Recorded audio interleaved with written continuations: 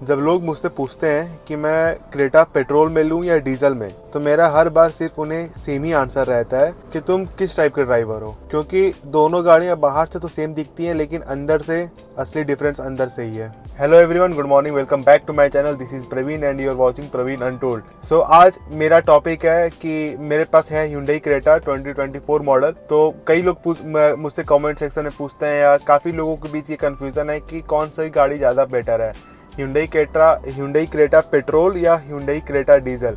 तो इस टॉपिक पे आज डिटेल में बात करेंगे और उम्मीद है कि मैं ये वीडियोस को शॉर्ट रखूंगा और उम्मीद है कि जो भी व्यूअर्स हैं उनको काफ़ी चीज़ें क्लियर हो जाएं, जिससे कि अगर वो ये गाड़ी लेने का सोच रहे हैं तो उनको कोई डाउट ना रहे मन में।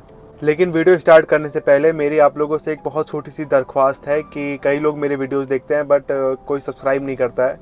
अभी काफ़ी कम सब्सक्राइबर्स है मेरे, और मैं चाहता हूँ कि मेरा यूट्यूब ग्रो हो धीरे धीरे। तो अगर कोई वीडियोस देख रहा है, अगर उसको थोड़ा सा भी अच्छा लगे या मेरे एफर्ट्स या कुछ भी, तो प्लीज़ ज़रूर चैनल को सब्सक्राइब कर देना। मुझे आप लोगों के सब्सक्रिप्शन से आप जब सब्सक्राइब करोगे तो मुझे उससे बहुत ज़्यादा मोटिवेशन मिलता है, और इन फ्यूचर मेरे लिए भी वो अच्छी चीज़ होगी। मुझे भी ग्रो करने में हेल्प होगा और मेरे चैनल को भी ग्रो करने में हेल्प होगा। तो प्लीज़ ज़रूर सब्सक्राइब करें चैनल को। आप लोगों के छोटे से सब्सक्राइब से और छोटे से लाइक से काफ़ी ज़्यादा इम्पैक्ट पड़ता है मेरी लाइफ में। अब थोड़ा वीडियो को स्टार्ट करते हैं, और इस वीडियो में बेसिकली मैं बात करूंगा क्रेटा डीजल के डिफरेंस में, कि माइलेज में क्या डिफरेंस है, परफॉर्मेंस में क्या डिफरेंस है, रियल लाइफ एक्सपीरियंस कैसा होता है, और सबसे बड़ी बात कि मेंटेनेंस के क्या सीन है। क्या सच में पेट्रोल ईजी टू मेंटेन है और डीजल उतना ईजी टू मेंटेन है? क्या सच में पेट्रोल सिटी में कम एवरेज देती है और डीजल सिटी में अच्छा एवरेज देती है? आज मैं सारा डाउट आपका क्लियर करने का पूरा ट्राई करूंगा। सबसे पहली चीज़ जो दोनों गाड़ी में सबसे ज़्यादा मेन डिफरेंस है, जो कि है इंजन। सबसे पहला पेट्रोल इंजन, जो कि 1.5 लीटर इंजन है, जो कि स्मूथ है, रिफाइंड है, और कंपेयर टू डीजल काफ़ी ज़्यादा साइलेंट भी है। और diesel Creta gets 1.5 litre CRDI turbo engine, जो कि काफ़ी ज़्यादा टॉर्की है, पावरफुल फील होता है और एफिशिएंट भी है I guess. Let me be real honest, मेरे पास ये जो मेरी क्रेटा है पेट्रोल वेरिएंट, और दोनों गाड़ी का जो BHP है, जो पावर है, वो 113 का मेंशन है। कहीं भी आप ढूंढने जाओगे, कहीं भी आप नेट पे या पेपर पे लिखा रहेगा। बट जो डीजल क्रेटा है वो कंपेयर टू पेट्रोल काफ़ी ज़्यादा टॉर्की फील होता है। मतलब कि अगर मैं रियल लाइफ एक्सपीरियंस बताऊँ कि अगर मैं 5th या 6th गियर पे चल रहा हूँ, अगर मेरी स्पीड 60-65 है, और अगर अचानक से किसी गाड़ी से पास लेना हो ना, तो पेट्रोल में इतना इजीली नहीं हो सकता, लेकिन वही चीज़ डीजल में इजीली कवर अप हो जाती है। तो हाँ, अगर टॉर्क के मामले में अगर थोड़ा बात करें तो डीजल इससे ज़्यादा टॉर्की फील होती है।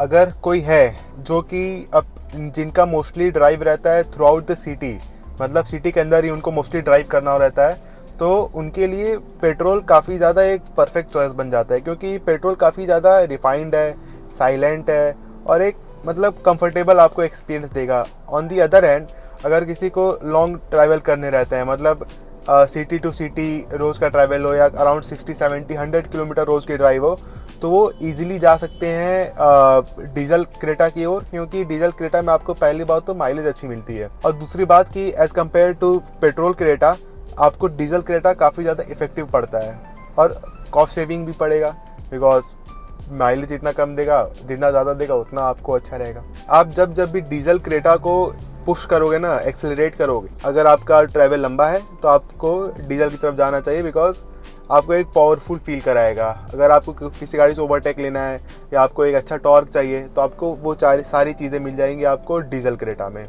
और अब सबसे ज़्यादा जो मेन टॉपिक होता है, सबसे ज़्यादा कंसर्निंग टॉपिक होता है, जो काफ़ी लोग पूछते भी हैं मुझसे कमेंट सेक्शन में, और कई लोग जानना भी चाहते हैं, क्योंकि ऑन द पेपर माइलेज लिखा रहता है कुछ और रियल लाइफ में कुछ और मिलता है। तो मैं आपको वेरी ऑनेस्टली मैं आपको रियलिटी बता रहा हूँ, एक रियलिटी चेक दूंगा कि जो Hyundai क्रेटा पेट्रोल वेरिएंट है, ये सिटी में आपको देगी 11 से 13 की माइलेज, उससे ऊपर आप सोचना भी मत कभी।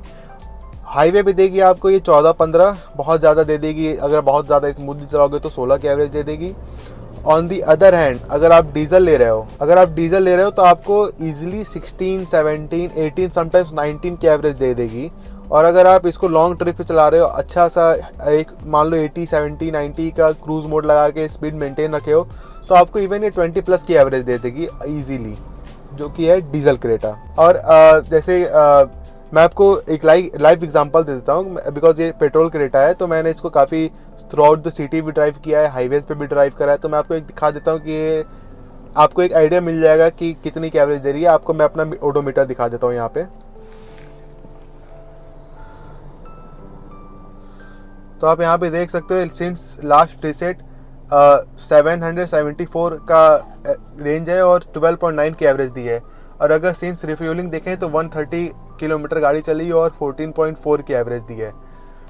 तो इससे एक आइडिया आपको मिल चुका है कि एक्चुअली में पेट्रोल और डीजल क्रेटा में एवरेज की कितनी ज़्यादा डिफरेंस है। तो मेन मुद्दा ये उठता है कि अगर आपका मंथली राइडिंग है अराउंड 1200 किलोमीटर 1500 किलोमीटर, आप एक महीने में इतनी गाड़ी चलाते हो, तो आपको डीजल की तरफ सोच जाना चाहिए, बिकॉज वो आपको थोड़ा चीपर पड़ेगा पेट्रोल के हिसाब से, माइलेज के हिसाब से। बट अगर आपकी उतनी रनिंग है नहीं तो मैं डेफिनेटली प्रेफर करूँगा कि आप पेट्रोल की तरफ जाओ, बिकॉज पेट्रोल एक बहुत ज़्यादा इजी टू मेंटेन है और एक काफ़ी ज़्यादा रिफाइंड इंजन है। अगर कोई मेरी बात को नहीं समझ पा रहा है तो मेरे चैनल पे ही मैंने इसका ड्राइव रिव्यू दिया है, हर एक चीज़ ओनरशिप रिव्यू दिया है। आप वहाँ पे चेक कर सकते हो कि जब आप इस गाड़ी को ड्राइव करते हो ना, तो समटाइम्स यू फील कि आप एक इलेक्ट्रिक गाड़ी ड्राइव कर रहे हो।